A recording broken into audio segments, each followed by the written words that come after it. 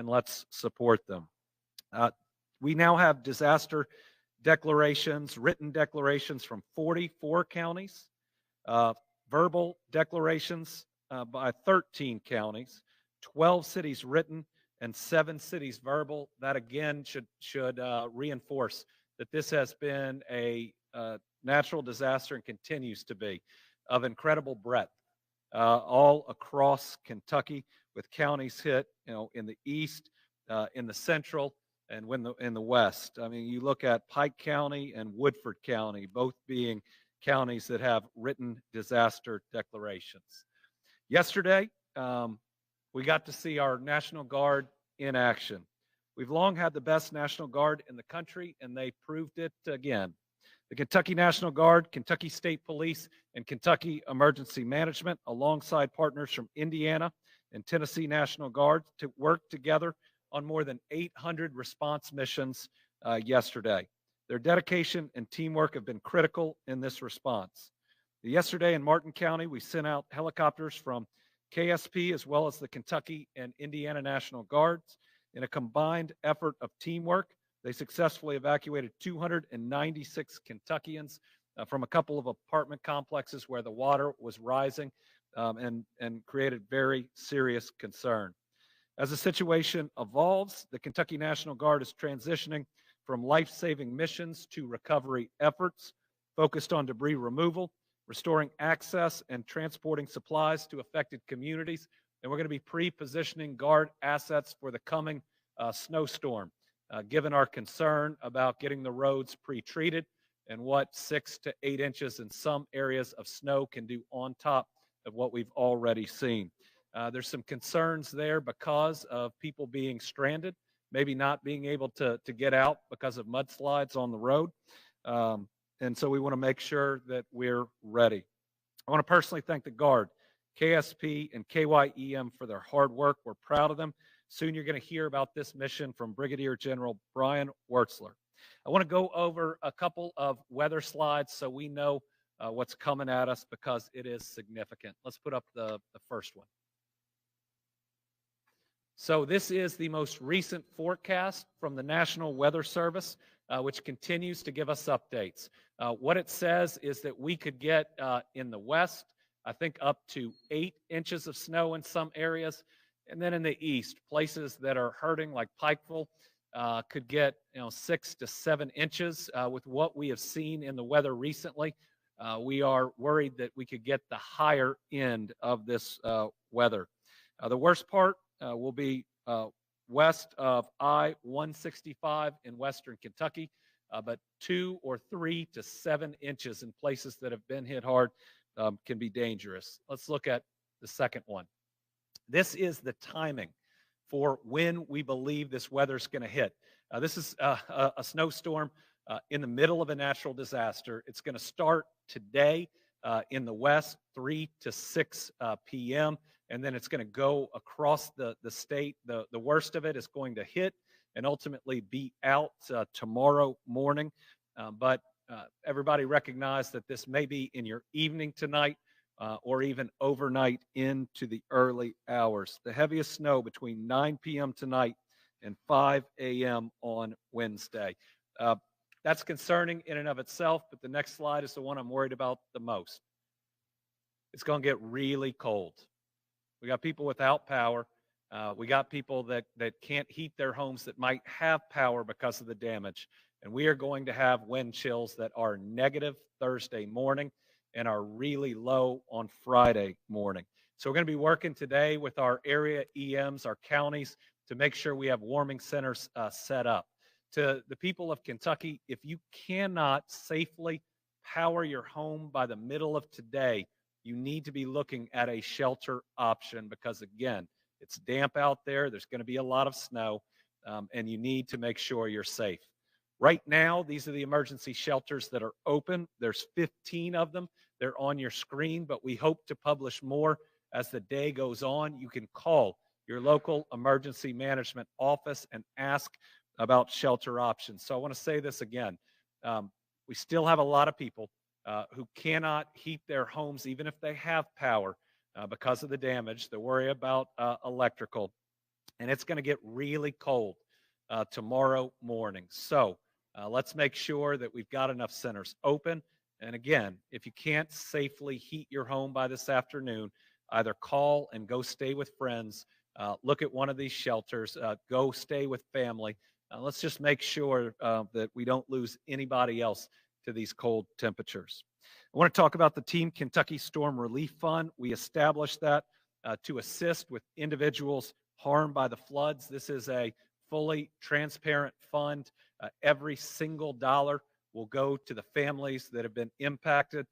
This is so transparent, even just an open records request, you can see exactly how the dollars are spent. The first thing we do with all these funds is to pay for funerals. Right now, we're going to have at least 14 of them. But as of this morning, there's just over $50,000 that have been donated from 561 donors. So just to cover funerals, we're going to need a little bit more help. I mean, remember, we mourn together first, and none of these families that have lost their loved ones to such tragic circumstances should have to worry about being able to afford a funeral or should have to wait for reimbursement for one. So I'd ask everybody out there, let's be generous to help these families, especially in their time of grief. We have operations teams across the country, across the Commonwealth. They are in Clay, Perry, Leslie, Letcher, Knott, Breathitt, Harlan, Floyd, Pike, and Martin counties. We still have 2 National Guard helicopters in the east at Big Sandy, able and available to help. We have more air support from our Guard that is here in Frankfort, as well as KSP that can be deployed as needed. We were able to release the Tennessee National Guard. We thank them very much. We believe Indiana will head back home today. We're really grateful for all of their help. We're going to be able to draw down some, especially of the out-of-state teams that are here as we move from an emergency response that will likely continue through this snowstorm, but eventually to more of a recovery phase. I want to thank all our utility workers, because as this cold approaches, we're now down to just 4,189. Actually, it went up a little bit, 4,303 customers without power. But do remember that some people that have power might not be able to safely heat their homes because of the water damage that they've experienced. The drinking water systems are coming back online. We still have one system not operational, Elkhorn City, but they are working hard. They're working really hard to get that back up online, and we appreciate them. We have 26 systems under limited operations. We have 53,077 service connections under boil water advisory. That's higher because we now have more customers that are getting water, but it's just going to have to be boiled for a period of time. We now have 18,245 service connections without water. On wastewater, we have 2 systems that are not operational. That's the Jackson and the Thelma plants. 32 are listed as limited operation. 13 are bypassing. 12 systems with lift stations have reported overflowing. Our Kentucky State Police was a part of that air rescue and then is helping each and every day in their communities.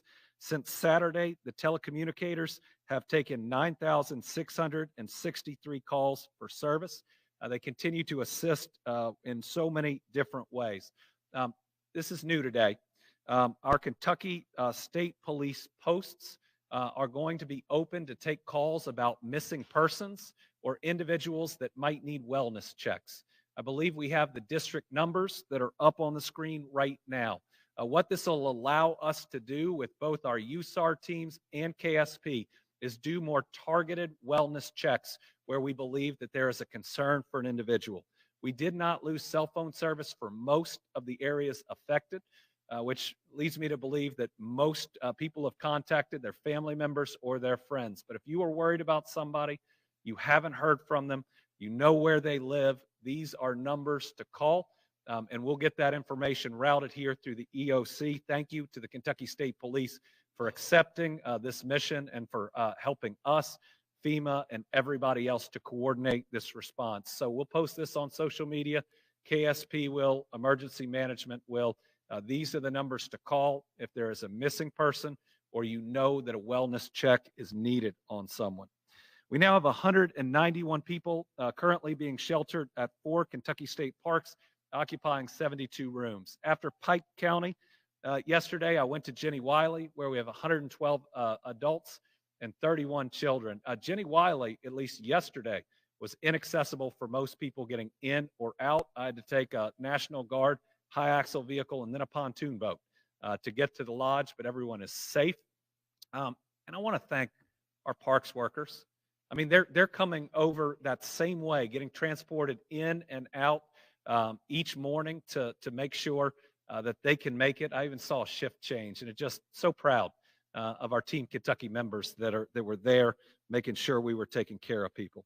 Pine Mountain has 2 adults, Natural Bridge 16 adults, 9 children, Buckhorn 13 adults, 8 children. Buckhorn has limited operations, and we may open Carter Caves if needed for specific populations. Kentucky Transportation Cabinet update. Remember, these numbers go up and down. They may go up because of mudslides. The embankments are wet, so we're having new hazards on the roads. 296 state or federal roads that are closed, and they are in every corner of the state. Still about 2,300 Department of Highway personnel that are out there and that are going to be out there with this winter storm coming. So remember, they, like the people in this EOC, have been working since at least Saturday on very limited sleep. So give them a wide berth. When you see them in your community, thank them. These are heroes like everybody in this center that are doing their very best, that are working overtime because they care about their fellow Kentuckians. Challenges are going to continue this week as some of the rivers have not yet crested. We can have backwater flooding. We have saturized ground plus freezing temperatures that could lead to more mudslides. And again, the receding water could lead to embankment failures. In good news, all our driver's license offices are open today. Some had been previously inaccessible. We showed you earlier, we have 15 emergency shelters open right now. These have been primarily for flood victims. We're going to need warming shelters across the state, especially in these areas. Again, if you don't have power or can't safely, let me say that again, safely heat your home, because there are lots of ways that people try to heat it unsafely. You need to be calling friends or family. You've got some time today to do that. Please, we're already in a very difficult situation. We don't want it to get worse. You have time to get to a safe place by tonight to wake up somewhere warm, as opposed to the wind chills that we're going to see tomorrow. City of Jackson's water's been restored. That means our 2 Department of Juvenile Justice facilities located there, they're now able to shower and wash clothes, but we're continuing to use bottled water until it's safe. The Southeast State Correctional Complex in Floyd County now has access to water, but boiled water advisory is in effect. A bridge leading to the maintenance building of the Bell County Forestry Camp, which is a minimum security prison, has been completely washed out. It's not affected our operations. It just is affecting that infrastructure. All right, once again, I want to go over when to call 911 and when not to, and that will apply in this snowstorm that's coming as well. If you have an emergency or a life-threatening situation, call 911. We want you to call 911. The people are ready to take that call and get help to you. But if you're not in an emergency or life-threatening situation, if it's more of an immediate need situation, you need to call the 502-607-6665 number. A lot of people are doing this, and I just saw we were backed up a certain number of calls. We're surging the number of people to answer them. Please keep calling this number. We'll do everything we can to have enough staff to get to you. And if you've made a call but haven't heard back, know that we are adding additional resources there. Finally, this morning, we applied to Secretary Noem and President Trump through FEMA for individual assistance for our people. If that's approved, there would be serious needs assistance available of $770, cleaning and sanitizing funds of $350, and then potential applications with a max grant award of $43,600. From what I saw yesterday, I think this is an event where people might not have that max amount of damage, but they'll have lost a whole lot, especially on their first floor, appliances and other parts of their home. And then there'll need to be some serious repairs, electrical, HVAC, and others to make their home habitable again. I'm going to turn it over to the general. He will be followed by Director Gibson, who I'm told I called secretary yesterday. He has not, at least yet, been promoted, and he has not gotten a raise, but he is still here, working as hard as he can. And let me, just as I turn it over, you can see some of the folks that are in here. This is level one. This is the A team. They've been working a ton, and I just want them to hear, and I want you to hear how grateful I am to everyone at the EOC, all of our emergency managers that are out there. They should be really proud of their work, and we should be really proud of them. General. Thank you, Governor. Good morning. I'm Brigadier General Brian Wurtzler. I'm the Deputy Adjutant General for the Kentucky Army National Guard. Since Friday, we've had more than 250 soldiers and airmen from the Kentucky Army and Air National Guard, as well as airmen or Air Guardsmen from Indiana and Tennessee National Guard, as the Governor mentioned. Within our units from 149th Maneuver Enhancement Brigade, 75th Troop Command, 63rd Aviation Brigade, within the Air Guard, 123rd Air Wing, their Special Tactics Squadron, and their contingency response teams have been on mission. We have assisted in 16 of the counties from Paducah to Prestonsburg since Saturday. We are happy, as the Governor alluded to, talk about the mission yesterday, the Joint Air Mission, working with KSP, where we rescued 296 Kentuckians in Martin County, utilizing 9 aircraft from KSP, Kentucky National Guard, Tennessee National Guard, Indiana National Guard.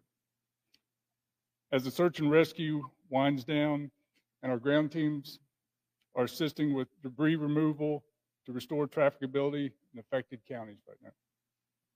As we transition our missions from flooding response to potential winter weather response, our focus remains on the safety of Kentuckians that we serve, as well as our airmen and soldiers within the Kentucky National Guard. The National Guard's motto is always ready, always there. And we will continue to work with the Governor and the Kentucky Emergency Management to anticipate needs and deploy resources as requested.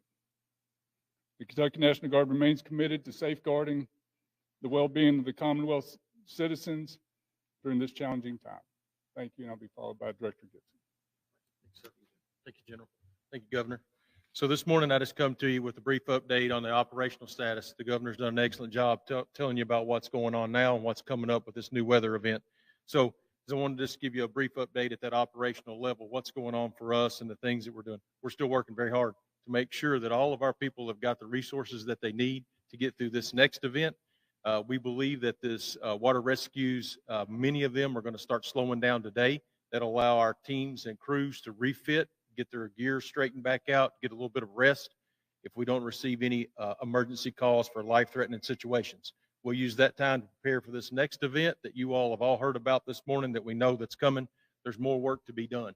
So as we continue to stabilize the ongoing flooding event, we're expanding our efforts to help in this new winter storm event, as we know that many of people are still without power, but those that have got power restored may not have all of their homes back in operational order, where they may not have all their heating appliances, or their furnaces have been damp, or their hot water heaters have been damp. So we know that many of those appliances may be failed at this point, and we understand that that cold weather that's coming in is going to increase the need for our team to provide resources to those individuals that may be in those situations. So we're going to expand our efforts on that as we continue to stabilize the ongoing flooding situation.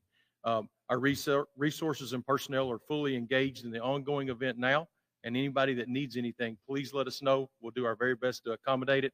Like the Governor said, our phone lines have been packed with calls. Our team is running through those and providing that assistance.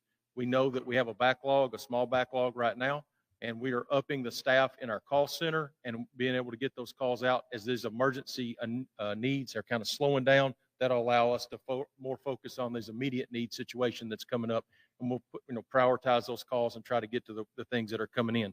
So as we go through this, we'll start doing those welfare checks today. We know that after these events, many of you will be concerned about your loved ones and where they're at. If you haven't heard from someone that you think may live in a flood-prone area, they're missing, haven't been able to make contact, the state police, we worked with them this morning to get their non-emergency numbers posted as the Governor showed. And we're going to use that, and they're going to filter those calls into us. and through their troopers and through the local agencies, the local emergency managers. And we're going to try to get those calls checked before this next storm. If someone's in need, we want to try to reach them. If someone's had trouble, we need to make sure that everyone's okay the best we possibly can. Our priority still remains the safety and well-being of everyone in these affected areas. And as you all can see, the power outages are isolated where this storm is still affecting most of our Kentuckians. The West seems to have stabilized pretty considerable at this point. We're hearing of one rescue here and there that still be going on where people are driven around barricades. There were some things that we dealt with yesterday. So please heed those barricades. If they're up and transportation through your county or city or state government have put those up, those are there because that road's damaged. The water's impassable. Please don't drive around the barricades. That's just more work for the already heavily tasked crews that are out there. So we just ask that you keep safe during this event, and we'll continue to get those roads repaired. And we know that those are needs that are coming in from our counties, helping us with that need to get these roads back passable, get them open so they can get into those areas that have been hit. So we're working with our county road departments across the Commonwealth to help their partners in those other counties. So we're working on some mutual aid between our counties that have not had major impacts to help those that have had some major impacts to their roads. So if your county has some available equipment that you'd like to share in mutual aid with your counties that are impacted greatly, that need their roads repaired, if you could spare them for a few days, that's what we'll be coordinating here in our building to try to help that, because those counties are calling us and asking us, can you give me some additional equipment down there? And if you have the ability to help out. Now, with that snowstorm coming, I understand you're probably not going to be able to release your plows and your trucks. So we're facing this issue. As you see, we've got this additional need that's going to lay on top of the ongoing need. But we'll work through this issue, and this isn't a one-day issue. This is going to be several days of work to get these roads back open. So after the snow event, when you get back to a steady state, if you can assist, we would be glad to have your help for those counties that are willing to help. As we continue to work with this, like I said, we're going to move through this event. You saw the weather conditions coming up for this new event. Our team is still here. We're not going anywhere. We're going to be ready and able to respond to the needs of the Commonwealth during this new event. We know that this snow, we're using the forecast. We know what the Weather Service is telling us. They've been really accurate through this entire event that started several days ago with rain, snow, and here we go in the same cycle. So you all are seeing that come in. The Weather Service will be back in here just in a few minutes to give us the most current forecast, and we'll continue to update with any pertinent information. But right now, the forecast that they're telling us, they have high confidence that that's a legitimate forecast, so we're preparing accordingly to handle that event. But I will end with just one thing. What do you need from us, and how can we help, and where are the people that are unaccounted for or missing? And we'll do our very best to address that today. Thank you very much for your time. Back to you, Governor. We also have FEMA represented up here. We're grateful for their work, especially in this emergency phase, how they can help us surge resources, coordination, been great cooperation between the federal government, the state government, and all of our local governments. It always ought to be one team when we respond to these natural disasters, and that's exactly what we've seen. Director Gibson gave some good warnings that we need to heed. Don't drive around barricades. Don't drive through water. We lost a lot of these people driving through water, and we don't want to lose any more. Make sure you're in a warm place going into tomorrow. And if we get a lot of snow, take your time in shoveling. Remember that last snow event, we lost at least 4 people to cardiac events. If you're going to power your home through a generator, it's got to be outside. So just all these steps that we should take to take care of ourselves and each other. 14's too many. We don't want to see a 15th or a 16th, whether that's today or through this snowstorm. We want everybody out there to stay safe. With that, we'll open it up to questions. We got 2 journalists here and 2 on the line. We'll start with Karen Czar.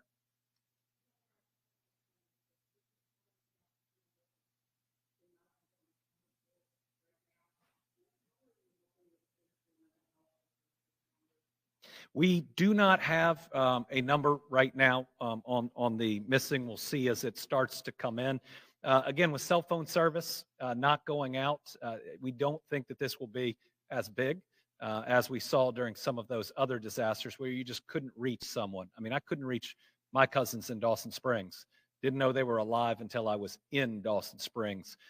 after that tornado. We'll be working with first responders, especially as this winds down, to provide any and all help. Certainly, we have those resources through the state.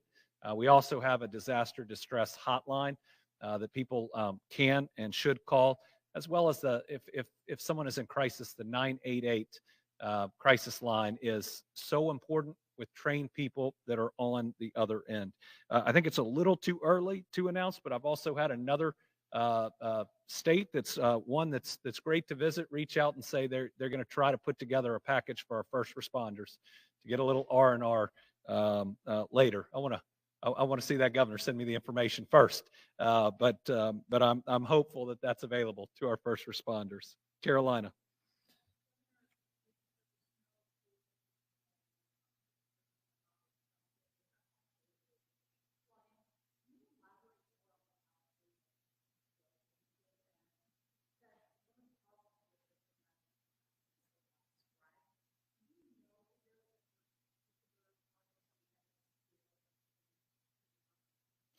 What we've seen are impacts from this storm, from this flooding throughout the state. Eastern Kentucky is still experiencing it at a level that most other parts of the state are not. I mean, just yesterday, having an evacuation, even though most of the rain was on Saturday in Martin, just shows how this can move from county to county.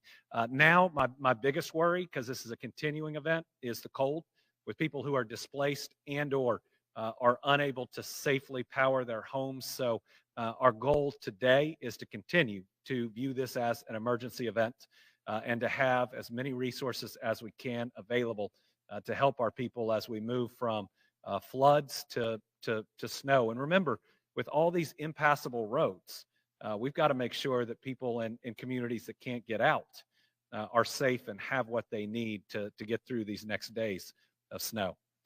Tom Latek on the line. Thank you, Governor, and good morning to everyone over there. You mentioned that you have applied for the individual assistance from FEMA. I know there's a threshold you have to reach before you can get that. What is the threshold, and are you confident that we have indeed reached that? We'll get you those numbers. What we have to do to get individual assistance flowing early is to give the best evidence that we can, that we have sufficient damage and have met that threshold. From everything I saw yesterday, I think we're going to be at or above it, but it's going to be a little bit different in how we have to provide that information, as opposed to this just being one area that was hit and wiped out like the line of the tornadoes. This is damage all over the state. So we got to take a number of different data points and put them together so that FEMA, the Secretary, and the President have the confidence that we're going to meet that threshold. I'm very confident we're going to meet it, but it's going to be a little bit different. Before what we saw is people's entire home wiped out. This one is going to be just significant damage that we see within a home, but hopefully they're able to return to that home. Stan Ingold from WEKU. Thank you, Governor. As this winter storm rolls in on the tail end of this flooding, is there concern about a second flooding event as this as temperatures start to rise after this winter storm, after everything that's been going on? At the moment, flooding isn't the top of those concerns and isn't predicted for this to significantly add to the event we faced. We're more concerned with the roads, people's safety on the roads, and then the really cold temperatures coming in. Those are the two primary concerns that we're facing now. So let me say it again. If you can't safely warm your home by this afternoon, make sure you call friends or family, go stay with them, get kids to a safe place or find one of these emergency shelters. It's not fair that we got hit again. It's not fair that some of the same areas got flooded again. And it's certainly not fair that we're getting hit by a snowstorm while this is still going on. But we here in the EOC and in our counties, we don't get to stop because it's not fair. We got to push through and do the very, very best for our people. And we need the people out there to respond and make sure that by late tonight you are in a safe place. All right, we will have more updates through social media that we'll push out today. I want to thank everybody for getting the best information out. Reminder, the Team Kentucky Storm Relief Fund is important.